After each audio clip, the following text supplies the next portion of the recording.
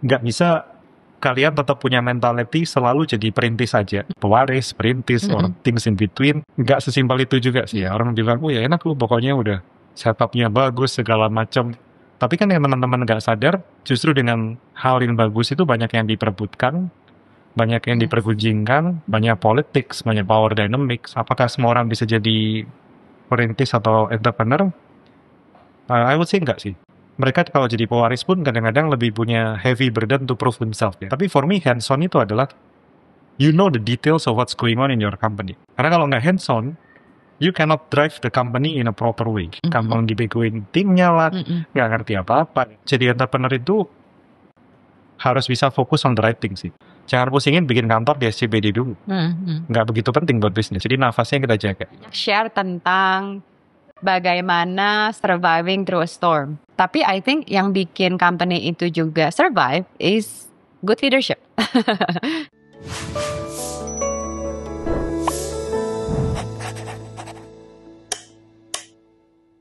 Teman setia, CEO Room bareng aku lagi, Marian. Don't forget, slogan kita adalah Think Bigger and Be Rich. Today, kita ada special guest, yaitu Yosia Sugialam. Hai, Yosia. Hai, Marian. Hai.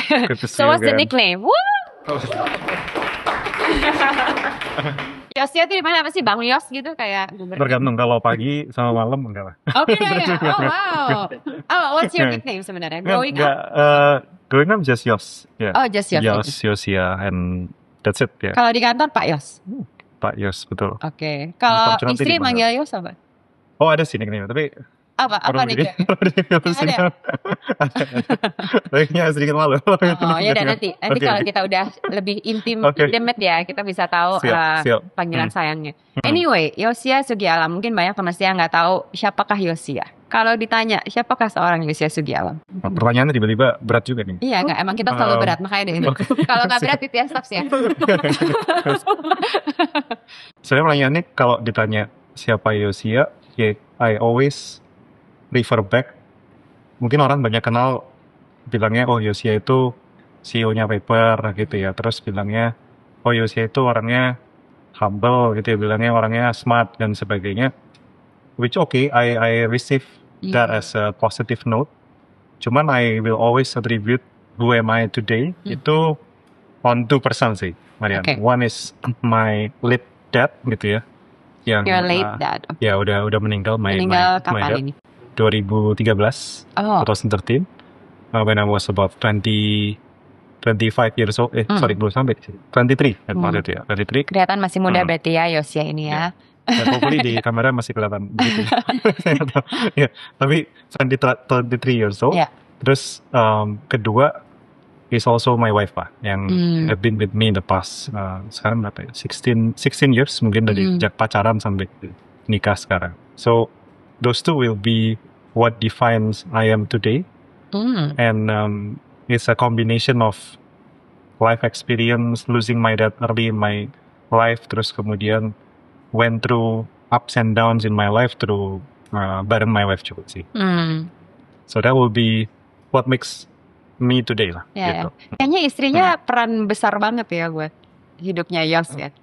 Emang Besar udah berapa lama? Maksudnya udah berapa lama? Gak cuma married ya kan, kadang orang kenal dari kecil akhirnya menikah gitu. Yep. Berapa lama together?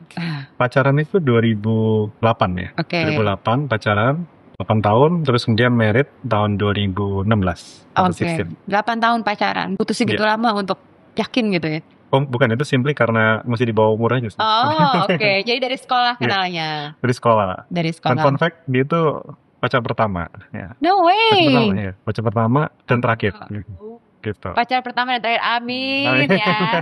Anyway, ngomong-ngomong sekolah, ketemu di sekolah. Jadi, as we know, mungkin if we see your LinkedIn or your, I guess, background, you graduated dari UCLA, which is University of California di Los Angeles. Wah, bergengsi loh itu kalau kita lihat sekolah di Amerika lulusan UCLA. Sebenarnya, menurut Yos, benar nggak? Is it underrated, overrated, or apa? What was your experience? I think betul ya, kalau dibanding USC sih definitely masih underrated bahkan kita. Dipikirnya USC lebih bagus, lalu bagusan kita jauh gitu. Nggak bercanda juga. So buat yang nggak tahu nih anak LA ya, USC sama UCLA itu rival guys. Iya, Jadi kalau football, kalau olahraga yang cabang-cabang olahraga tuh kalau udah lawan-lawanan udah punya bendera masing-masing. Betul. Dan biasanya diperdebatin itu soal olahraga, karena soal akademis pasti bagusan kita. Jadi no debate about it. Oke. Gitu sih. Siap. Ya. Setuju. Nah, tapi nggak tahu sih, setuju nggak setuju. Mungkin buat yang nggak tahu juga, tapi sih bedanya USC itu University of Southern California itu adalah private university. Correct. Whereas UCLA adalah state university. Jadi state kalau di sini ngomongnya apa tuh? Universitas UI ya? Universitas negeri ya? Iya kayak UI gitu ya. Universitas pemerintah gitu. Ya kayak UI kan. Dan sangat susah juga masuknya. Gitu. Betul. Yang keterima itu kalau nggak salah di bawah 10% dari aplikasi. Jadi yang apply bisa 200,000 orang misalnya per tahun ajaran, yang terima di bawah 10%. Betul. Bahkan kalau waktu itu Marian memang the reason I pick UCLA juga dia masuk ke top 20 university in the world for computer science ya. Right. Dan in fact dulu waktu tahu sejarahnya internet pertama kali dilakukan, ini sorry agak nerdy dikit ya. Internet itu pertama kali signalnya was between UCLA, MIT sama Stanford. Wow. For the first signal of internet ever ya di dunia. Jadi lahirnya internet itu melibatkan UCLA itu benar. Wow. Ini early 90s nih ya berarti? I think it was 80s sebenarnya. Oh, even 80s. Yeah, Oke, kita belum mengenal ini sebelum ya. Iya. Waktu zamannya masih the prototype of internet. Wow, oke. Nah, I think overratednya karena orang anggap, oh yaudah lu kuliah di luar, di US, pasti berhasil. Pasti lu punya segala macam dan sebagainya. Padahal nggak juga sih. Karena I saw a lot of people yang punya privilege yang sama, bisa sekolah di US, yang kerjaannya tiap hari nggak jelas gitu ya, kelabing mulu, nggak pernah sekolah, pas sekolahnya ngawur-ngawuran. 12 jam sehari ya, gitu. Iya banyak gitu. Banyak banget gitu my friend. In fact mungkin yang kita yang bener-bener lumayan serius sekolah dan fokus itu mungkin about 20-30% kali ya. Setuju. Sisanya agak, memang godaannya di LA banyak sih. Segala macam lah, mau cari apapun di sana ada gitu kan. Tapi ya, that's part of the reason I think it's a bit overrated gitu. Kalau kitanya nggak memanfaatkan dengan baik ya, jadinya nggak jelas sih. Kayaknya semua privilege ya, kalau kita tidak memanfaatkan dengan baik dan nggak jadi berguna, nggak bikin itu jadi positif, jadinya wasted ya, wasted privilege namanya. Dan yang aku lihat juga ya, kalau di Amerika itu kuliah itu jujur untuk masuk suatu universitas ternama, yang dilihat tuh nggak nilainya doang. Kalau sekarang ya, at least karena aku kan going through this with my son ya. Yep. Yang dilihat tuh bukan nilainya aja, biarpun punya perfect score 100%, mau GPA 4,0 perfect, belum tentu keterima karena yang dilihat adalah orangnya harus well rounded. Well rounded itu kan biasanya dia ada aktivitas yang lain nggak gitu loh. Dia play sports atau dia ikut debate team lah atau dia ini apalah gitu. Jadi aktivitas di luar akademis itu juga ternyata sangat dilihat. Cuman for me sih more importantly waktu itu yang ngebantu untuk mungkin punya semangat lebih di UCLA dan sebagainya untuk masuk ke good school is how initially gue nggak kepikir kalau bakal sekolah di US sih. Karena my family cycle itu before me going to the US sempat in the period dikejar-kejar penagih hutang gitu ya. My dad waktu itu bisnisnya lumayan bangkrut lah di ngurusin truk-truk gitu ya, truk-truk kena tipu orang, dimakan orang, mau bangkrut. Sehingga waktu itu waktu ngirim my older brother aja, kan kita berempat bersaudara, itu my dad ngirim dia gak yakin bisa fully support the full cycle of dia punya kuliah. Tapi ya puji Tuhan along the way ternyata tambah diberkatin, sampai akhirnya my dad ada beli rumah lah di US itu, kita semua bisa ke sana. So I think that experience juga ngebentuk kita nggak boleh waste the chance lah. Kita nggak boleh sembarangan. It's bener-bener merasa privilege-nya tuh nyata gitu ya, bahwa kita tadinya nggak bisa ke sono. So we want to make the best of it lah. Ya benar-benar. Tapi ini juga I think itu pernyataan yang benar karena banyak miskonsepsi orang yang sekolah luar negeri pasti orang tuanya kayak. Itu belum tentu ya guys. Belum tentu. Belum tentu. Karena ya of course ada yang memang berada mampu untuk menyekolahkan dimanapun gitu. Itu beruntungnya setengah mati. Cuma ada juga banyak ya like my parents juga professionals. Jadi mereka juga kerja keras banget bisa nyekolahin anaknya di luar negeri ya kan. Mau dari apa kayak gitu. Cuma mereka punya mimpi ini untuk anak-anaknya ya akhirnya berhasil diwujudkan. Atau banyak juga yang actually pergi dengan scholarship. Itu juga banyak. Ya kan, dan dari keluarga sederhana juga. Jadi sebenarnya kesempatan itu selalu ada. like you said. Jadi Totally agree. betul. Marian. Jadi nggak boleh di misjudge duluan. Yes. Kalau pasti orangnya bodoh itu enggak. Jadi makanya even di TS ya aku suka bilang yang punya anak-anak gede aim high gitu loh. Enggak aim high, kalau bisa targetin keluar, cari scholarship, cari ini karena kesempatan tuh di mana-mana. Gitu. Betul. And in fact, I think the whole experience itu ya made me forever grateful lah. Dan actually even waktu my dad and my mom belum bisa supporting bener-bener full in a comfort level aja, dia udah mau sekolahin kita semua gitu ya, niatnya udah kesana. Sampai pernah bilang gini, my dad, gak apa-apa, papa makan segala macam biasa-biasa aja, yang penting kalian sekolahnya harus luar biasa. Nah, so those are the things yang sampai sekarang pun carry ke kita, sampai kita pengen carry juga ke anak-anak kita. Gitu. Yeah, setuju. Pay it forward.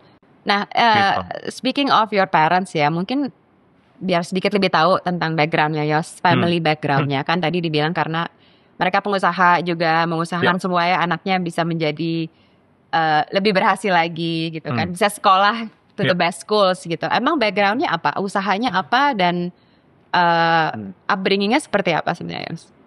Sebenarnya mereka sendiri, mungkin terutama my dad ya, Marian, itu dulu dari my grandparents time itu lebih keluarganya ekonominya lebih kurang lagi lah, jauh lebih kurang. Mungkin karena anaknya juga 8 kali ya, my dad itu punya sibling 8, jadi lumayan nggak terlalu oke lah kondisi ekonominya, so they have to help each other. Kadang siblingnya kerja untuk membantu another sibling, adik-adiknya gitu kan. Jadi lumayan susah keluarganya. Tapi my dad itu dari dulu lumayan berani untuk dari Surabaya ngejar kuliah ke Jakarta. Dia ngerantau kuliah ke Jakarta. Ya dibantuin kadang sama cicinya dia, karena dia juga cari kerjaan sendiri gitu kan. Dia bela-belain kuliah dulu di Universitas Jayabaya di Jakarta. Nah, dia bilang, oh iya papa mau bela-belain begitu karena tahu how important pendidikan is gitu kan buat dia. Nah, so that is always what characterize my dad. My dad suka banget involved di pendidikan, kadang-kadang coba cipin ke some university yang related ke misalnya ke church or any other things. Itu kebawa. Terus itu satu part ya. Another part, Marian is around gimana dia sendiri itu very passionate about business sama technology. And ini ada influence-nya to myself. Kalau di bisnis, ya zaman itu memang orang nggak banyak pilihan ya. Apa yang bisa dikerjain. Dia dulu bisnis truk, terus kemudian bangkrut, kurang works, dimakan orang. Lalu dia bisnis gula, bikin sama partnernya, bikin di Jakarta, supplying gula itu ke restoran-restoran, hotel, juga bikinin buat labelnya Alfamart gitu ya. Oh, oke. Nah, gulanya Alfamart tuh, merek Alfamart tuh my dad yang bikin. Oke. Until today masih? Oh, company-nya masih ada? Ya, kan? Masih supply ke beda-beda, white labeling gula ke beda-beda distributor atau brand gitu ya? Masih, to this day masih. Masih jalan company-nya, walaupun my dad udah nggak ada. My older brother juga yang lebih banyak involved di situ. Sedangkan akunya nggak gitu ya, Pak Dian. Nah, terus I think what lessons I can really get influence dari how passionate dia tentang bisnis ya. Bisnisnya udah pernah berapa kali gagal, tapi he always say to me, Yos, jadi entrepreneur itu yang penting ulet. Karena a lot of things itu ya pasti ada gagalnya. A lot of things pasti ada challenge-nya. Tapi kalau punya keuletan, grit dan sebagainya untuk sukses ya pasti bisa, pasti ada jalan. Nah, so that's the part yang I really take into account. Cuman ada the third part itu di mana dia itu suka banget sama barang-barang teknologi sih. Jadi I still recall dia suka pulang ke rumah bawa device-device baru zaman itu ya. Kayak if you guys know O2 XDA zaman itu yang udah bisa kayak tablet PDA gitu. O2 zaman dulu ya punya. Yes. Nah itu dia pulang rumah happy banget nunjukin, Yes, ini ada O2 gitu kan. Dan walaupun dia nggak begitu bisa pakai ya, sebenarnya actually it end up being me yang sering pakai buat main game or whatnot. Tapi happiness-nya itu translate to me. So therefore I'm always happy to do things related to technology, business, and the intersection of it sih. Oke. Actually aku mau nanya, tadi yang nerusin bisnis keluarga kan hanya your older brother, kakaknya. Kenapa nggak Yosia yang nerusin? Sebenarnya karena memang nggak terlalu pingin terusin sih. Dan dibolehkan gitu ya? Kan ada yang belum sempat nanya, dianya Oh. nggak ada. maksudnya even your older brother dong, pasti kan ada Iya. yang ada apa ya, ekspektasi lah ya. Biasanya kalau ada bisnis keluarga ada ekspektasi, nggak harus dari orang tua, bisa dari sibling juga gitu. Yeah, Harusnya so bantuin dong gitu. by nature waktu itu kan yang sempat kerja bareng my dad itu memang my older brother. Oke. Ya, dia memang pulang duluan for good, terus sempat kerja bareng. I didn't have the chance to kerja bareng dia in the same company karena dia udah dipanggil Tuhan. Tapi even since then to now, I never really think I will be the right person untuk beneran kerja di company gula ini sih. Oke. Karena I feel I cannot do too much impact gitu. Marian. Karena the way the company run is very conventional, very Old school, semuanya ya jalannya seperti as usual. So I don't think kayaknya nggak bisa add value. Ngapain ya terlalu di situ. I don't like to do something yang I cannot do an impact. Gitu. Okay. Dan that's why I'm the type yang cannot imagine working myself in a very corporate setting gitu ya. Every day is doing the same thing. Impactnya nggak berasa atau nggak banyak. I generally cannot imagine myself doing that sih. Gitu. Tapi tadi kan katanya inspirasi tentang teknologi sebenarnya dari your dad ya. Makanya akhirnya sekolah computer science. Apakah itu asal usulnya tertarik dengan dunia teknologi? Actually, salah satu asal usulnya itu plus ditambah I have a personal passion, suka main game gitu ya, computer game and couple other things related ke teknologi. Jadi dua-dua ini nyampur di situ. That's why I take computer science. Oke. Tapi ada consideration-nya juga. Of course waktu itu my dad punya pesan, kalian itu kalau ngambil major sesuai passion boleh, tapi juga jangan yang nggak ada potensi bisnis bagusnya lah. Dia kasih beberapa contoh, misalnya atau ini sound wrong apa enggak ya, tapi misalnya kalian ngambil major music gitu ya, mungkin ya. Dia bilang, oh susah, kalian kalau mau explore major musik itu jauh lebih oke, mungkin agak susah gitu ya. Potential failure-nya itu very high. Nah, tapi take major yang oke juga potensialnya. Nah, computer science kan oke. So he approve lah, dan dia bilang, dia nggak apa-apa, computer science bagus. Setuju. Maksudnya generasi orang tua kita, mungkin aku assume orang tua kita nggak jauh umurnya. Generasi orang tua kita memang, I have to say, sangat menilai jurusan arts itu tidak money making. Betul. Benar nggak? Betul. Tapi I think sekarang udah berbeda. Sekarang udah berbeda. Kalau aku ngeliat sekarang ya, kalau ngeliat sekarang, ya mungkin karena teknologi.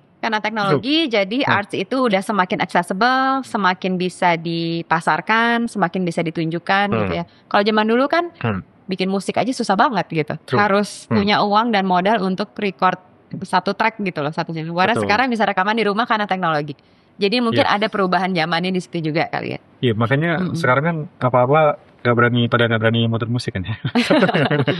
Suruh bayar ya. Ini background. Tapi by the way, Marian major apa ya dulu ya? Arts. Oh, arts. Oke, kasih. Artsnya tapi ya mesti cari duit kok. Artsnya communication. I actually studied film and TV. I see. Akhirnya kepakainya baru sekarang. Kerjanya di bank padahal dulu. I was a banker. So ngambil arts tetap suruh kerja di bank. Anyway, tadi aku mau teknologi, bisnis bikin sendiri. So maybe kalau kita nge-google Yosia Sugialam adalah co-founder and CEO paper.id, right? Mungkin kalau teman-teman mungkin ada yang nggak tahu paper.id apa sih?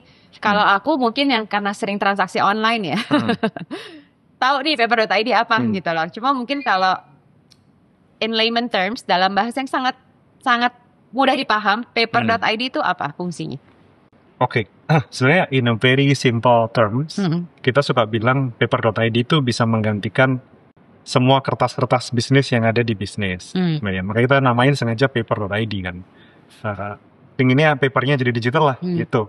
Nah, tapi in a more deeper layer, kita tuh selalu bilang paper itu ngebantu pebisnis sebenarnya untuk grow more ya, untuk jadi bisa grow more. Kok bisa grow more? Karena kita ngebantuin proses invoicing, ngebantuin proses payment, mau bayar ke supplier, membantu proses digitalisasi sama automation in the business. Karena semua orang kan sekarang butuh automation, butuh digitalization. Yes, you mentioned just now, even di bisnis-bisnis kreatif dan bisnis-bisnis lainnya, itu pasti butuh digitalization sama automation. Right? Nah, tapi tujuannya apa sih setelah kebantu digitalization automation? Yang banyak orang nggak sadar, dengan digitalisasi dan automation itu not only we can reduce cost, improve efficiency, but we can actually unlock more cash flow. Nah itu yang not that many people tahu. Makanya kalau orang kadang relate-nya, oh paper.id credit card kan, atau mungkin terbang kemana gitu ya. Sebenarnya kita bukan industri penerbangan or any of that sort gitu ya. Kita ingin bantu menerbangkan bisnis gitu ya. Bukan orangnya. Nah, jadi dari situ kita tuh kenapa ada hubungannya sama credit card, Marian? Karena nggak banyak orang realize credit card itu udah punya terms of payment embedded on it. Orang kadang sibuk ngomong pay later.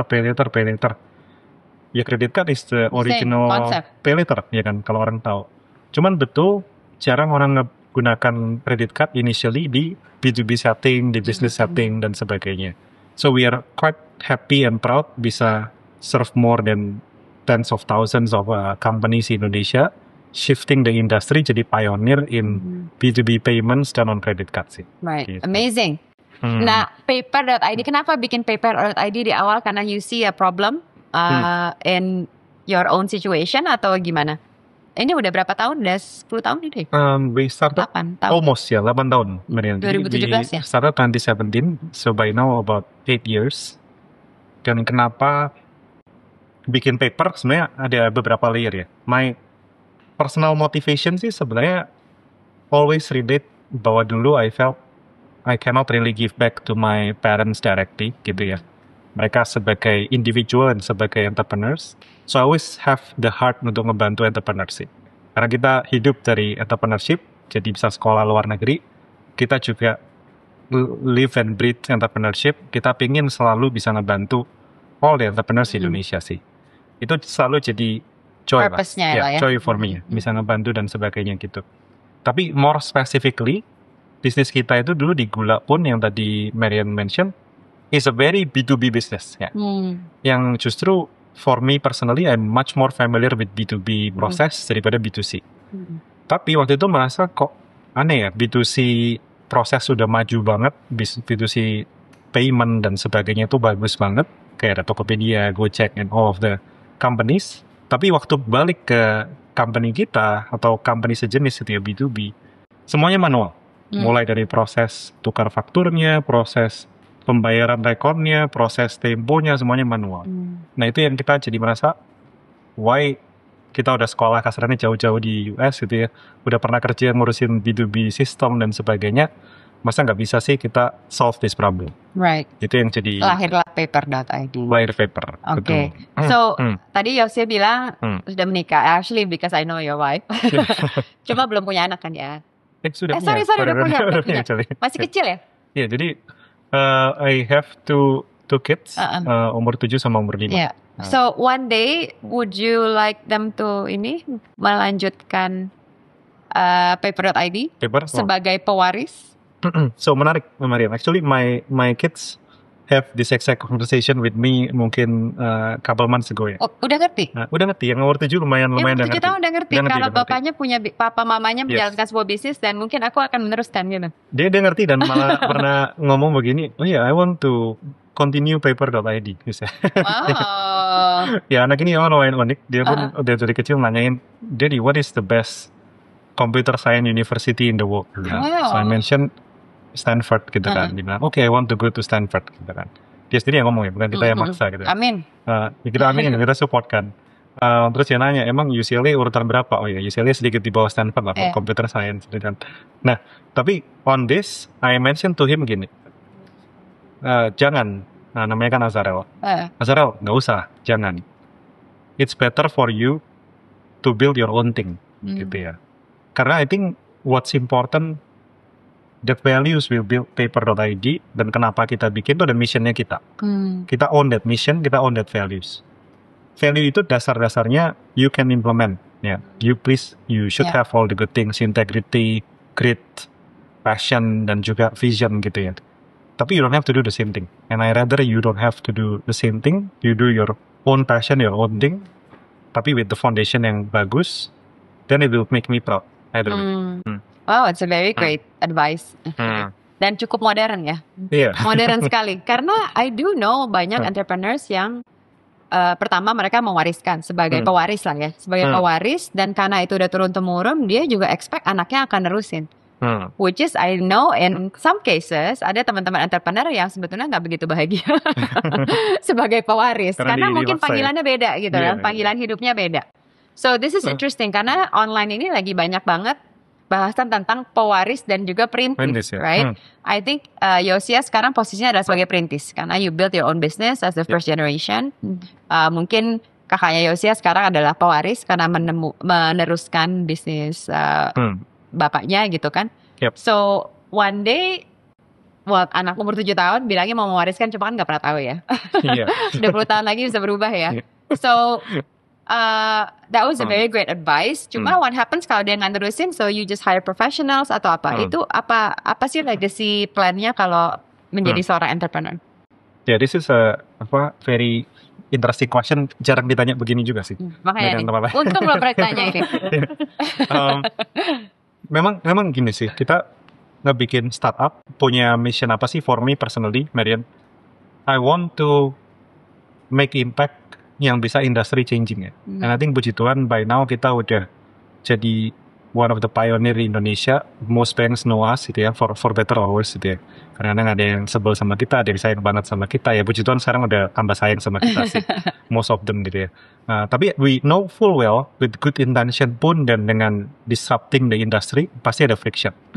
Tapi I'm happy so far impact-nya itu yang buat kita always happy lah. Impact to the industry tapi impact juga ke customer yang pakai kita, how happy their eyes were. Wah, thank you banget ya Pepper, udah ngebantu my business gini-gini gitu kan. Even yang komplain aja I highly appreciate. Dan ini bukan figure of speech ya, karena for me kalau they bother to complain berarti they care. Most people they don't like ya, they just delete the application, ya udah that's it gitu kan. Nah, so itu for me personally highly motivating and meaningful. That's why we build company like Paper. Dan in a way jadi perintis dalam konteks itu ya. Tapi in a way for me itu banyak hal jadi perintis ini juga paling ada terpaksanya ya, in a way. Ada terpaksa, survival ya? Kalau ya, karena sejak my mom and dad pass away, memang situation mau jadi pewaris dan sebagainya pun itu nggak gampang. Karena kan kita belum sempat transitioning secara proper. Company yang jalan ini pun pasti nggak gampang untuk bisa nerima kita as is gitu aja. Ada ribut-ribut antar siblings juga gitu ya, karena kan meninggalnya mendadak ya, jadi nggak sempat ada surat waris dan sebagainya.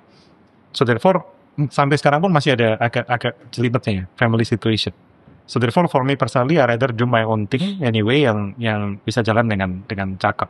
Right. If in a more ideal setting I would prefer mungkin ikutan sedikit di family business, so that's a soft landing, and then we can do something else yang kayak Paper gini ya. Tapi I didn't have that soft landing, harus langsung jadi perintis right away. Right. Nah, cuman for me ya jadi perintis atau pewaris is doesn't mean, memang sih kalau agak bias sedikit boleh ya.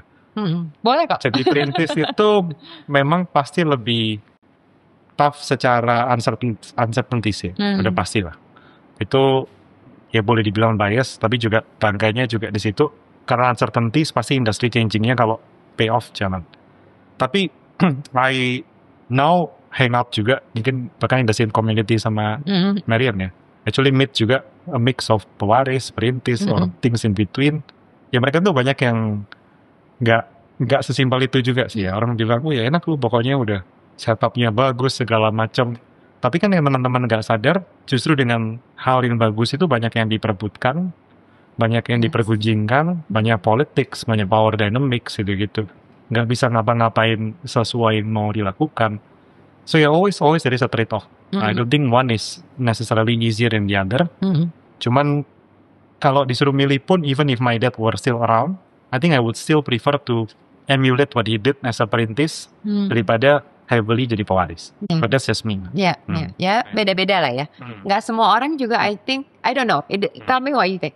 Apakah semua orang bisa menjadi seorang entrepreneur atau perintis? Karena kan tadi ya, like you said kan, so many uncertainties gitu. Nggak semua orang ready mentally, physically, financially gitu kan. Jadi kadang-kadang loh, aku juga ya like you said, kita di community yang agak mirip ya, banyak pewaris dan perintis. Campur-campur ya. Kadang-kadang I feel like enak banget ya dia bisnis keluarga gitu loh. Kayak udah turunan ketiga keempat. Udah udah revenue udah gede banget, gajinya udah gede banget, udah ada benefitnya. Ini udah nggak usah memikirin gaji orang gitu kan. Cuma ternyata the more I know, wah ternyata dramanya banyak banget. Yes. Drama, and actually gue mau gak ya drama ini? Oh mungkin masih kalau duitnya sebagai gitu, enggak. Enggak. Yes. What I mean adalah it has different challenges gitu. Hal-hal yang kita sendiri mungkin kalau kita ngadepin belum tentu gampang juga gitu kan. Dan banyak conventional system yang gak bisa diganti. Padahal mungkin seorang inovator gitu dia kan gitu. Kalau perintis beda lagi ya stresnya. So do you think everyone is made to be an entrepreneur? To your point, right, Marin, I think mereka kalau jadi pewaris pun kadang-kadang lebih punya heavy burden to prove themselves ya, within that construct of organization. Benchmark ya? Benar. Kayak lu bukan gak sesimpel cerita di drama-drama gitu ya, lu karena langsung pangerannya siapa, semua orang langsung hormat gitu-gitu. Sepertinya nyatanya lebih banyak kayak gitu sih. A lot of time they have to prove themselves gitu kan. Itu kalau ngomongin pewaris ya. Cuman back to the question, apakah semua orang bisa jadi perintis atau entrepreneur? I would say enggak sih. Memang enggak. And I don't think everybody should be entrepreneur juga.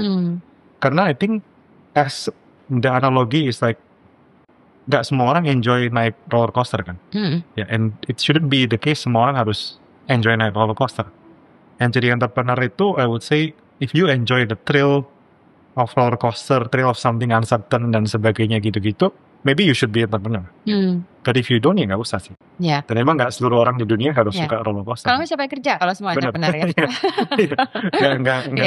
Nggak perlu juga sih. So I think nggak semua orang harus jadi entrepreneur. Although I would say having an experience, punya entrepreneurial qualities, it's still good thing everywhere sih. Bisa dipakai di mana aja. Bisa dipakai di mana aja. What do you think is required to become an entrepreneur? Harus orang yang seperti apa, based on your experience dan mungkin yang udah Yosian ya, dan yang mungkin sudah berhasil mungkin ya, karena banyak lebih baik yang gagal daripada yang berhasil, by Iya, jelas dong. Maria, nanti yang obvious for me sih tadi ya, yang exactly what my dad shared to me. Jadi entrepreneur itu harus punya very high level of grit gitu ya, perseverance. Mungkin bahasa Jawanya bulat gitu ya. Bulat. Worm. Ya kayak bulat di tanah itu. Grit. Karena kalau nggak ada itu sih, there are so many occasion we could and perhaps even should have given up. Tapi karena we weather through the storm with the right timing dan sebagainya, akhirnya jadi berhasil. But I think that's really key one. Tapi key kedua, I would say, jadi entrepreneur itu harus bisa fokus on the right thing sih. Right. And I think often people berpikir entrepreneurs itu yang penting kerennya, yang penting title gue CEO nih, yang penting title gue whatever segala macam. Tapi I think that's really wrong way to look at it. Being entrepreneur yang paling penting apa sih? Bisa serve customer dengan baik. Because all of us ya, kayak entrepreneur like yourself, know how difficult it is to get customer, how painful it is to lose customer, no matter how big or small they are. So I think harus benar-benar punya thinking yang benar. User itu kayak is our boss, user is our king gitu kan, customer is king. It really is important to my opinion. Yang ketiga ya, I think jalanin bisnis itu benar mesti fleksibel, hustling dan sebagainya. But there are things yang kita itu harus punya value sih, in my view ya. Maksudnya gini, jadi hustling dan sebagainya bisa aja kita do all kinds of things gitu ya. Bisa dibilang ngerampok bank aja itu hustling gitu ya. Tapi I think justru quality kita sebagai entrepreneur itu adalah bisa play within the field dan framework tertentu, kita nggak ngelanggar dari situ sih. Right. Karena there are things yang as entrepreneur temptation-nya juga banyak kan. Kadang-kadang disuruh melakukan hal-hal yang nggak berintegritas, kadang-kadang disuruh misalnya kalau kita di payment ya, suruh proses volume-volume yang gak jelas gitu ya, yang di luar KUHP ya, kita sebut saja gitu. Duitnya gede sih, duitnya gede banget. Ya, tawarannya juga gede. Dan we gak mau masuk ke sana. Dan itu kan pilihan ya. Sebagai entrepreneurs, karena you're in control, have a self-control. Have a value yang bisa you are proud of to say nanti 10 tahun ke depan ya, I am the same person I was today. Nah, yang aku suka pengen challenge ya bertanya. Dan ini juga mungkin it happens to me juga kadang-kadang ya. I guess karakter atau kriteria yang penting personality adalah grit. Yep. Jangan gampang menyerah, resilient, gampang bangkit lagi. Cuma there's a limit ya. Karena ada yang nggak nyerah-nyerah. Akhirnya malah gali lubang terus kan, jadi gali sumur ya. When do you think an entrepreneur yang I guess nggak nyerah-nyerah, they need ada limit loh kapan harus stop supaya nggak makin terjerumus di dalam ke lebih banyak masalah gitu. Pernah ada come across that nggak, atau mungkin ngalamin sendiri? Kalau ngalamin sendiri mungkin story sebaliknya dulu ya, Mayan. For us justru it has bear very good fruits gitu ya, karena kita weather the storm. Mungkin cerita sedikit, Paper itu di awal 4 tahun pertamanya lumayan menderita sih, lumayan parah. Kita tuh susah dapat funding, terus kemudian customer yang naik turun, banyaklah masalah di 4 tahun pertama. Yang paling susah kalau buat startup kan dapetin funding. Investor tuh pada nggak mau invest ke PayPal. Kenapa? Karena kita itu adalah company yang doing B2B, where everyone was doing B2C. Ya. Jadi boleh dibilang timingnya nggak tepat, ya kan? Tapi karena kita weather the storm the first 4 years, terus bisa stay sampai mungkin tahun ke-5 ke-6-nya kita ya, after COVID to 2021, because of how we persevere and then manage to went through that period. Sekarang ya puji Tuhan kita sampai di titik sekarang. Jadi largest B2B payment company di Indonesia. Tapi kalau waktu itu kita nggak bertahan, Marian, ya nggak akan dapat apa yang kita lakukan sekarang. Right. But the tips I can share, or mungkin bahkan pengalaman yang bisa kita share. Kita kenapa bisa? Ya satu jelas gritnya ada. Kedua, kita waktu itu nggak boros. Karena nggak boros, kan selalu di bisnis orang bilang timing itu everything. Setuju. Betul. Tapi timing itu kita nggak ada yang pernah bisa yakin kapan. Tapi untuk bisa maximize our chance to get the timing, jangan habisin nafas duluan. Jangan pusingin, ya sorry ya, mau ke orang-orang kalau tersinggung, jangan pusingin bikin kantor di SCBD dulu. Nggak begitu penting buat bisnis. Pusingin dulu gimana things bisa muter, bisa jalan dengan core customer, everything else comes later. Jadi nafasnya kita jaga. So therefore waktu angin bertiup ya kita bisa naik sekalian. Right. So I think the flip side dulu dari your question, kita mesti punya nafas panjang dulu, gritnya ada. Jadi when the time takes off itu jalan. Nah tapi caveat to my story di sini, I have very high conviction apa yang kita lakukan itu benar dan pasti bisa jalan. Kenapa ada benchmarking ngelihat company di luar negeri, itu satu. Kedua juga kita tahu real problemnya itu exist, masalah tempo dan sebagainya di B2B itu is a very big problem. Because anybody yang doing business ada B2B activities. Bahkan di kreatif industri juga sama ya. Saya baru tahu dari beberapa user, kadang-kadang di kreatif industri itu pembayaran selalu molor gitu ya. Selalu guys. Ya, tadi dia bilang nafas, ngerti ya guys kalau aku harus penghematan. Kenapa kantor kita nggak di SCBD? Tadi udah dikasih pesan sponsor sama Marian. Ada nih, aku nggak usah jelasin, udah Yos ya. Jadi, tapi itu bener loh. By the way, itu tempo itu kan is a big problem for every company. Cash flow ya, tempo dan cash flow. Across all industry, ya bukan cuma distribusi, bukan cuma semua sih, semua service industry biasanya. Semua butuh juga ya service industry. So therefore I'm high conviction banget. Ini problem is very important. So kalau dua ini jelas, addressable-nya jelas, ya udah tinggal nafasnya kita panjang. Benar. Dan tinggal gritnya masuk ya. But to answer your question, kalau kalian nggak yakin this problem ini is really that big and worth to solve, gitu ya. Misalnya apa ya? Gue pengen ngomong sedikit. Kalau misalnya orang mau bikin pet food gitu ya, misalnya, atau service very related to pet lover gitu ya. Bukannya nggak bisa, tapi kalau itu misalnya mau di-back sama VC dan sebagai venture capital untuk justify impact yang nationwide, mungkin agak susah. Susah di-justify? Yes. Karena apakah scalable atau tidak? Correct, gitu, ya. Lebih niche dan sebagainya. Ini, sorry, banyak fansnya pet lover atau enggak, ini bukan masalah. No, I think it's a valid statement. Karena kita harus realistik kan. Yep. Ya tadi, kita kan semua punya mimpi. Kita semua punya passion, semua punya I want to solve this gitu kan. Which is awesome, great. Cuma have you seen the market gitu loh. Apakah marketnya cukup besar untuk diinvest segitu banyak? Mungkin akan jalan hanya dengan certain volume. Ya kan?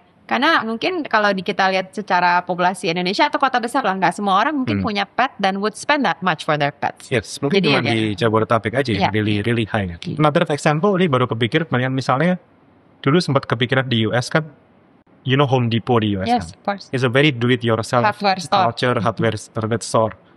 Mikirin itu di Indonesia ya, susah sih ngejalanin dan nge-skill. Dan ini no offense to Mr. DIY for example, I know some of the people there. Tapi end up-nya mereka nggak benar-benar stick to the DIY model ya. Betul. Ujung-ujungnya jadi Hire more orang. FMCG model dan betul. sebagainya. Karena memang just DIY culture di Indonesia itu nggak works. It's not there. Yeah. Karena labor masih affordable. Correct. Dan masih banyak yang membutuhkan pekerjaan hard Betul. labor. A lot of variables. I would banyak say a lot of variables, but to say, oh, gue mau grit banget, mau solve this do-it-yourself model dan sebagainya di Indonesia is just not there. For example, what happened to paper, kita juga nggak idealistic, mungkin awalnya mikir bikin software, ya harus ngecas subscription ya, SaaS model. But we know SMB di Indonesia, itu mostly nggak mau bayar software. Betul. Kenapa? Karena kedidik banget dengan merasa Microsoft Excel di Indonesia itu gratis. Karena bacakan dan sebagainya. It's still true to this thing. Iya, iya. Semua orang ditanyain Microsoft Excel, emang bayar ya? Bayar license-nya by the way. Iya. Buat yang nggak Iya kan? tahu kalau harus bayar Betul. dan pakai bajakan. Sebenarnya kan bayar ya. Cuman di Indonesia nggak bisa kita rubah that's mindset. That's the mindset. Orang merasa software itu nggak bayar for SMB. Right. So therefore kita nggak mau paksain harus bayar subscription. Makanya di paper kita bikin freemium. Orang bisa pakai software kita beneran gratis. Fitur gratis kita tuh nggak banyak limitation. Right. Mau invoice-nya 10, 100, 1000 gratis itu. I see. The software is terus. Makanya appetizing buat market Betul. ini ya. Oke. So tadi Betul. Yos banyak share tentang bagaimana surviving through a storm, ya kan? Tadi yang mungkin cash flow-nya diatur, terus making sure misinya jelas, you're serving the right market scalable, you're solving problems lah ya. Tapi I think yang bikin company itu juga survive is good leadership. Itu belum di-mention. So I wanna ask you about being a leader gitu ya. So I heard rumornya dari kabar-kabari, rumornya adalah Yosia adalah a hands-on leader. Is that true? Then why do you think mungkin kita mendengar kalau Yosia itu adalah hands-on leader? Ya, sebenarnya sebelum ke sana ya, kemarin tadi jadi keinget ironinya dengan paper itu, walaupun kita ngebantuin banyak bisnis tentang cash flow, sempat kita cash flow-nya sendiri hampir habis itu kan. Sempat hampir bangkrut juga. Like any other new company lah. Iya, around apa nih, tahun ke-4 ke-5 kita ya, 4 ke-5 kita. Kita sekarang tahun kelima ya guys. Oh iya, oh gitu. Ngerti lah ya kalau di cost cutting ya. Bagus juga nih masuknya. Masuk. Ya, around 4th or 5th year ya, company. Dan waktu itu justru in hard times, di mana leadership itu is really being tested kan. Karena kalau in good times ya leadership is mau mediocre leadership aja ya things will fly lah, gitu kan. It's always on the hard time when leadership is being tested. Dan waktu itu memang my leadership adalah I wouldn't ask people to do something ya I wouldn't do myself. Ya. So jadi contohnya bilang harus hemat gitu ya. Hemat itu contohnya apa sih? When I go to business trip kemanapun gitu ya, Singapore yang whatnot, ya nggak usah naik business class, yang aja ekonomi aja. Therefore nggak ada yang berani komplain waktu kita bilang, lu ke Surabaya misalnya dan sebagainya, naik airline biasa-biasa aja, nggak ada yang berani komplain. Itu contoh example kan, bahwa kita tuh harus ngomong something yang kita sendiri lakukan. Walk the talk lah ya. Walk the talk. Makanya bikin kantor juga kita selalu mindful, kantornya nggak usah yang aneh-aneh yang harus selalu di prime area dan sebagainya, ya nggak usah, karena we think it's not necessary. Nginep di hotel kalau sama-sama cowok-cowok ya share satu kamar lah. Ngapain harus sama cewek-cowok juga kita share kok. Oh gitu. Kalau cewek-cowok tuh urusan masing-masing gitu. Kita lebih hemat lagi berarti. Hemat lagi benar. Ya, tapi maksudnya juga nggak harus hotel bintang 5 jelas biasa kita coret. Enggak, typically ya bintang 3, bintang 4 yang penting nggak bikin sakit, nggak bikin apa gitu ya. Ya gitu sih. And that's something yang me and my co-founder is always doing. Even though technically kalau dimampu-mampuin ya mampu-mampu aja sih. Get 5-star hotel dan sebagainya gitu-gitu. Cuman we think it's important, harus dijagain sih in the company. Betul. Nah, Mariam. So I think that's the part about leadership tadi ya, kalau ditanya. Always do what we do. Misalnya juga tadi, I advocate semua orang di company harus ngerti user. Ya. Kalau ngomong doang, ya nggak bisa. So that's why mungkin part of the hands-on that you were asking, I always make the time untuk sampai sekarang pun sebulan sekali ketemu 1 atau 2 user. Always, ya. Mau mereka SMB, mau mereka large enterprise, doesn't matter. The point is I want to spend time with them, lebih ngerti mereka, ngobrol dan sebagainya. So I make rules in the company, semua head level ke atas kita, sebulan sekali harus ketemu user juga. Dan itu kita monitor as part of the performance assessment. Right. Kalau enggak akan jadi flagging di kita. Bahwa ini is not a good thing. Nah, tapi kalau nanya overall hands-on, saya hands-on apa? Ya dulu I was the customer success di paper sendiri. Ya my personal phone ini, mungkin you have the number as well. Customer service. Yeah, it's actually if you look at Wayback Machine, kalau mau lihat website paper tahun 2017 sampai 2022, ya. The second number dari yang WhatsApp only is my direct number yang di kantor ini sekarang. And that's how hands-on I am untuk masalah customer. Yeah. Tapi bener kita nggak usah hands-on untuk everything lah ya, Marian. So usually untuk urusan yang lain-lain ya nggak hands-on itu. Beberapa marketing campaign ya teman-teman udah bikin sendiri variationnya, for example. Terus produk juga beberapa directionnya udah kita arahin ya mereka yang build sendiri. Yang penting udah berjalan ke depan, gitu sih. Tapi I guess hands-on, being hands-on and micromanaging it's 2 different things. Yeah. Ya kan? So do you micromanage at all or? The differentiation tuh gini loh. Micromanage itu kita mau do everything ourselves ya. Atau bahkan take over apa yang orang lain lakukan. Tapi for me hands-on itu adalah you know the details of what's going on in your company. Dan I really hate someone even in leadership dan sebagainya yang nggak ngerti apa yang going on dengan detail di divisinya beneran. Misalnya mereka division komersial atau mereka division product gitu. Harus beneran ngerti apa yang terjadi within the division. Right. Itu a granular level of details. Itu what I call hands-on. Kalau mereka ngerjain sendiri semua ya aneh. Itu kan that's not why we pay them for it. Yeah. Tapi kalau mereka nggak ngerti apa yang going on, cuman ngeraba-raba, bahkan cuman message passing aja, mereka nggak benar ngerti what's going on. Waktu di challenge nggak ngerti, oh ini pelintut-pelintut jawaban itu. That's what I call you are a reckless leader sih. Karena kalau nggak hands-on, you cannot drive the company in a proper way. Right. Kadang-kadang banyak inefficiency, jadi gampang dibegoin timnya lah, nggak ngerti apa-apa dan sebagainya. Mungkin kalau kita ngomongnya you always have to be on the ball gitu ya. Bener nggak? I think on the ball gitu. Yeah. Karena I think one example, nggak apa nyerempet ke politik sedikit ya. What I like about politik, but okay. One thing that I like about Pak Jokowi ya, lepas we can agree or disagree about some of his policy. I also don't always agree with his policy gitu misalnya, my view, personal view. Tapi what I appreciate of him adalah dia orangnya hands-on. What I know waktu itu dia nyampein speech di IKN, I attended last year waktu itu sebelum dia ganti ke pemerintahannya 17-an ya? Pak Prabowo. Secara 17-an? Peresmian istana, I think around Oktober apa September. Right. Peresmian istana baru di IKN. Kan ada Kompas CEO Forumnya. So I was there. Pak Jokowi nyampein ke 80 orang CEO di situ. Dia bilang, dia explain in a very detailed manner berapa jalan yang dibangun, ini kenapa-kenapanya dibangun begini, terus kemudian logistical efeknya berapa. Then you can tell he knows his number. Yeah, he knows his number, he knows the data very well. And he is hands-on enough to know all of this in the scale of country Indonesia, segede ini. Dan gak banyak yang melakukan itu. Betul. Nah, that's what I appreciate about a leader yang hands-on. Jadinya clarity of things, sebenarnya visionnya mau ngapain dan sebagainya itu ngomongnya gak ngambang-ngambang. You know what you're talking about lah ya. Yes. What's next for paper.id? Karena I'm excited to hear there's Paper Unfold series coming. Mungkin kita kan belum tahu itu apa ya, karena belum di reveal. Yes. Kita itu namanya kan paper ya. Makanya kita tuh pengen bikin annual event, annual summit conference gitu ya.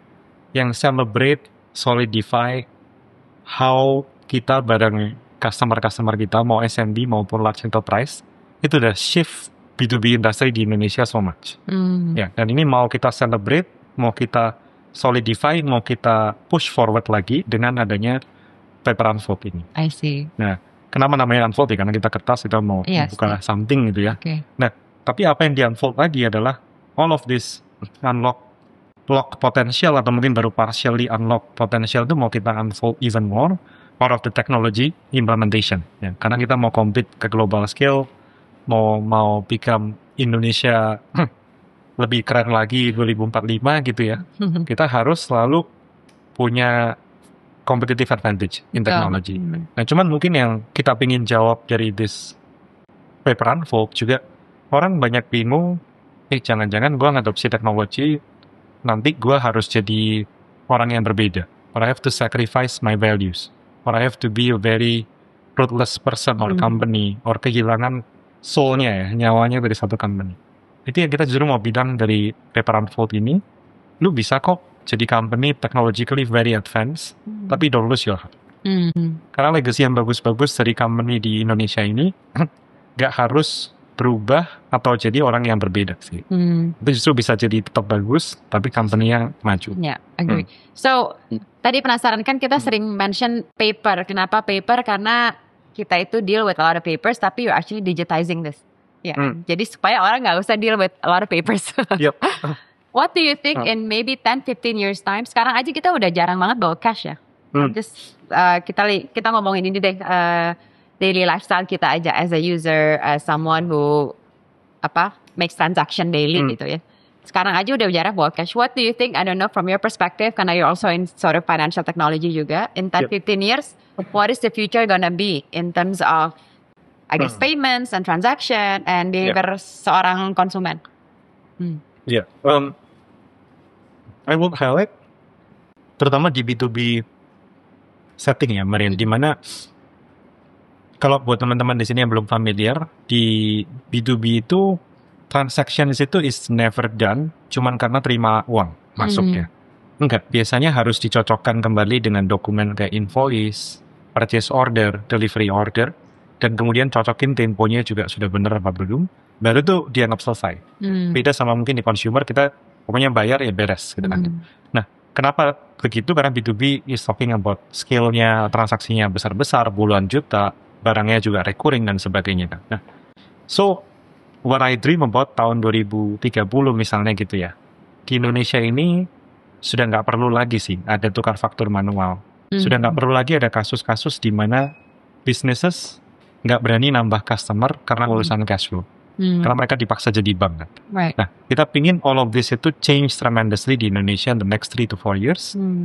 Dan mereka setiap kali butuh tempo, nggak usah terpaksa jadi bank, kita udah facilitate. Marian, memang bentuknya bisa kartu kredit, pintunya bisa all kinds of other financing. So that's our mission sih, untuk help a lot of business di Indonesia get paid faster, pay later, tapi dengan digitalisasi. Right.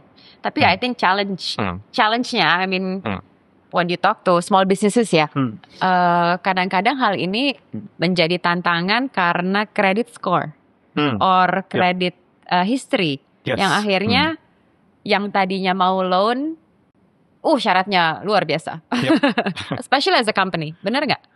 Yes, that's true. And kadang-kadang not just because of the syaratnya doang, biasanya the direct syarat itu adalah bank minta if you have a hard asset, collateral, dia jaminan. Dan unfortunately kebanyakan SMB of course nggak punya aset yang bejibun ya, kalau nggak udah jadi enterprise besar. Right. Nah, so what we are aiming for di paper itu adalah gimana supaya bisa change this notion ya. Dan yang banyak orang nggak realize, Marian, bahwa data-datanya mereka, terima pembayaran berapa, bayar ke supplier berapa, ke vendor berapa, itu sebenarnya bisa dipakai untuk mengunlock more financing, more cash facility dan sebagainya. Itu yang sebenarnya bank pun mau loh membantu ke sana. Cuman selama ini yang dilakukan teman-teman SMB adalah ujuk-ujuk datang ke bank bawa Excel sheet. Excel sheet yang mereka bikin sendiri, rekap sendiri. Nah, bank selalu ngomong, misalnya ke Marian, tahu dari mana gue ini lo transaksi sebulan 10 juta atau 10 miliar gitu kan. Ngakunya sih 10 miliar. Kalau ternyata 10 juta doang gimana? Nah, that's why paper itu berusaha menyambungkan end-to-end ya. Customer, supplier ketemu customer, semuanya digital. Datanya easily digitally verifiable. Right. So kalau bisa digitally verifiable, bank will say, ternyata benar meyakinkan. Marian jual ke customer sebulan Yeah. itu Yeah. 10.000 US misalnya, beneran 1 miliar or whatnot. Nah, jadi dengan mudah mereka bisa financing dari situ tanpa harus menggantungkan Marian taruh kolateral atau jaminan di bank. Dan ini sebenarnya bukan hanya ide dan visi belaka ya. In fact, kita udah lakukan dengan beberapa produk kartu kredit yang kita keluarin sendiri, kayak Horizon Card, kayak Paper Card, itu udah kasih facility ke bisnis-bisnis ini tanpa perlu kolateral. Right. Dan kita udah buka more akses finansial, udah puluhan miliar sekarang juga ke user-user kita sih. Right. Okay. So, yeah, it's a good disruptive solution, I guess ya. Karena memang kalau melalui cara tradisional atau konvensional memang agak ribet ya. Jadi harusnya dengan paper.id makes it easier, more seamless. Iya, karena dapat twofold of the benefit kan, Marian. Satu, digitalisasinya mengurangin cost mereka, gitu ya, cost penagihan, cost fraud dan sebagainya turun kan otomatis, sehingga easier. Karena SMB is always in a tight situation in terms of cost. Tapi at the same time mereka bisa unlock more financial service. So the reason kenapa nggak di-adopt, kalau ketiga misalnya worry-nya soal easiness to adopt dan sebagainya, kita di Paper juga udah siapin mau modenya semi-otomatis, full otomatis, semi-digital, full digital, misalnya tetap mau pakai PDF, di print kertas, toh kita juga bisa. We provide all of that. Right. So there is not much barrier to adopt. Okay. So let's go back to Paper Unfold. Ini kan tadi katanya bakal ada event besar lah ya. Ini siapa yang seharusnya datang? Pasti dua-duanya boleh ya. Mau pewaris, perintis juga boleh kan, nggak ada masalah. Kita punya customer base juga, to share ke teman-teman punya dua-duanya ya. Mulai dari SMB yang merintis dari awal sampai large enterprise yang sudah go public di Indonesia juga kita udah punya. Jadi please welcome, more than happy semuanya datang untuk celebrate, untuk upgrade sama-sama, kita push the boundary of the industry di Paper Unfold. Is it free? Itu actually eventnya I think berbayar ya. Okay. Ada some fee on the ticket event. Commitment fee lah ya. Commitment fee. Kita juga punya semua pembicaranya juga keren-keren gitu ya. Ada yang dari kementerian, ada yang dari pebisnis, ada yang very large enterprise, itu juga bakal participate. So kita hope teman-teman semua yang punya interest in entrepreneurship, business related payment, invoicing, dan pushing the industry forward, apa aja yang hal-hal teknologi baru di situ, kita pingin ketemu di Paper Unfold juga. Gitu. Karena sebenarnya pasti banyak loh yang going through all these hassle and challenges ya, especially dari segi payment, invoice, cash flow. Wah, itu big inilah, big topic sebenarnya. For sure. Cuma mungkin nggak tahu mau kemana tuh. Iya, dan justru mungkin what I want to highlight, Marian, nggak banyak orang yang ngebikin format diskusi dan acara seperti ini. Karena biasanya either you get a very corporate heavy B2B talk gitu ya, sangat boleh dibilang kaku gitu ya, professional. Atau kadang-kadang you bikin very SMB oriented event yang sangat hahaha gitu kasarannya. Nah ini something sweet, blended sweet spot di tengahnya. Is it lebih praktikal jadinya? It's more practical, tapi juga nggak harus boring. Karena motonya kita di Paper juga bikin aplikasi gitu, kalau boleh lihat aplikasinya Paper itu juga kompleks, deep, bisa sophisticated, tapi sangat gampang. Tapi user friendly. Yes, very fun to use. Jadi di Paper Unfold, kayaknya nggak boleh ketinggalan, especially teman-teman yang mungkin, yaitu pewaris perintis siapapun welcome. Pasti dalam hatinya nih ada nih yang sekarang lagi bikin bisnis, ngerasa aduh gimana nih lagi ngurusin cash flow, aduh gimana nih ngurusin invoice segala macam. Nah harusnya ini ada cara mudah supaya kita bisa solve ini semua. So please come to Paper Unfold di The Casablanca di Jakarta tanggal 15 Oktober 2025 dengan tema Rooted in Legacy, Rising with Technology. Tentang gimana warisan bisnis bukan untuk ditinggalkan tapi diperkuat dengan teknologi biar tetap relevan. Oke, jadi ini akan ada sesi perintis versus pewaris dan juga Women of Impact dengan lebih dari 1,000 decision makers. Wow, 1,000 decision makers, business leaders hingga menteri yang akan hadir. Jadi mungkin ini a chance to network juga kali ya. Jadi ketemu teman-teman seperjuangan atau teman-teman yang sudah berhasil. So, bisa saling mengisi. Jadi kalau kamu mencari insight, inspirasi dan juga networking di ekosistem bisnis Indonesia, jangan lewatkan Paper Unfold. Yay! Gimana ya, so ada yang mau ditambahkan jadi seorang perintis? Ada yang mau ditambahkan dari seorang perintis. Untuk jadi perintis itu bebannya menurutku lebih besar untuk set the company right gitu ya. Karena everybody will follow you. Ya, kalau lu goyang kiri sedikit ya semua yang goyang kiri. goyang kanan, semua ikut goyang kanan. Nah, so therefore very important untuk jaga value dan mentality yang benar in the company. Iya. Perlu guidance orang-orang yang sudah ngelewatin all of those things. One other mentor I have itu kenalnya dari Endeavor Network ya juga. Itu is Pak Julianto Sidarto yang membesarkan Accenture Indonesia, Rachel di Accenture Indonesia. Nah, dia sering mentoring a lot of things kayak company itu core value-nya harus nggak bisa kalian tetap punya mentality selalu jadi perintis saja. Maksudnya perintis saja itu gini, Marian. Kadang-kadang you just follow my example. It's one step, udah bener.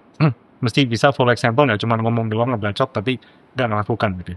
Tapi at certain point, kapas company udah lebih gede, harus mulai sering ceritain all of this verbally, directly. Bahkan secara tulisan di dalam company. Karena kalau nggak, orang-orang nggak tahu. Because they never experience you when you were 30 people, 20 people. Sekarang you are at 200, 300 people. The experience is different. Yeah. So I really glad I met a lot of these people through networking, through mentorship dan sebagainya. Jadi nggak berasa lost banget dan lonely banget. Yeah. So more than happy kalau teman-teman bisa found that even di Paper Unfold sih. Right. Gitu. So teman setia kalau mau informasi lebih lanjut tentang acara Paper Unfold tanggal 15 Oktober bisa ke paperunfold.id or ke Instagramnya yaitu Paper Unfold. So we hope to see a lot more people there. For sure.